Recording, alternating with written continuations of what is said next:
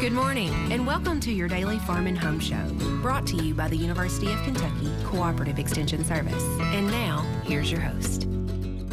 Good morning, and welcome to the Farm and Home Show. My name is Joanna Coles, and this morning we're visiting with Dr. Rick Besson. He's with the University of Kentucky Extension entomologist there. Good morning, Rick. Good morning, Joanna. Now, Rick, today we're going to talk a little bit about high tunnels, greenhouses. You know, we had this boom of high tunnels going in, and especially here in South Central Kentucky, and a lot of growers we're still kind of learning some of the things, and we have some new problems that have risen after several years of production.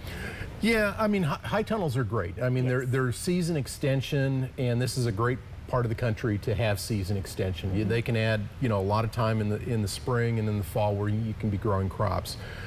But they also bring some specific issues associated with them. And being an entomologist, I'm thinking about the insect issues associated with them. And a lot of, we can grow one crop in the field and we can grow that same crop in a high tunnel and we see different problems entirely. So in the high tunnel, some of the pest problems I think about are white flies, thrips, aphids.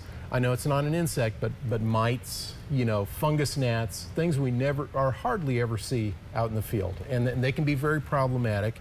Some of those pests, they continue to reproduce throughout the winter. We get a number of generations.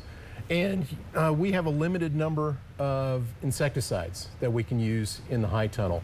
Things that are labeled, for example, on tomatoes may be prohibited when you apply them to tomatoes in the high tunnel, because high tunnels are considered greenhouses here in Kentucky. So, one thing that we look at are, what are some of the other tools that we can use to control some of these pests? And one of the areas that we're interested in working with growers is the idea of using biological control. We're going to use insects that are going to control our insect pests. Yeah, and that's not a new concept. No, it's been used since the 60s. So, for over 50 years, there have been commercial, what they call insectaries, or places that will sell some of these insects, and you purchase them and you release them in your greenhouse, and they attack the insect pests you have in the greenhouse. Some of the things you want to think about is if you're interested in using biological control, you need to do this very early. You can't wait until you have a full-blown, whitefly problem, then begin the biological control. It doesn't work that way.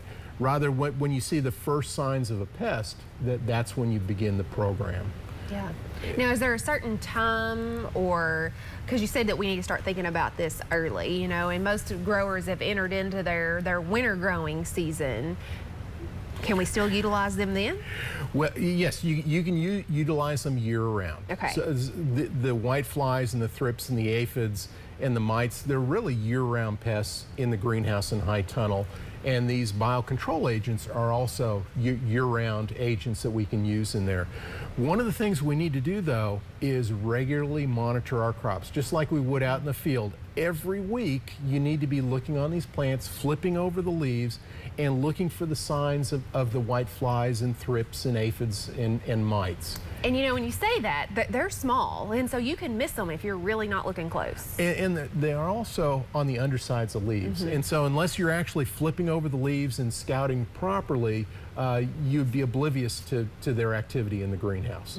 And the key is catching them early. If we can catch them early, we have many more options than if we catch them late and have to get control when the numbers are very high. And say, like, if you know that you already had a problem, maybe, last spring you had a particular insect problem, would it be better just to go ahead and do that preventatively, or do you need to wait to actually see the pests there? I would actually wait until you have it there. If you release something, for example, that controls whiteflies, attacks whiteflies, well, if you don't have any whiteflies in there, Doesn't have anything to eat. yeah, what does it have to feed on? Nothing out there.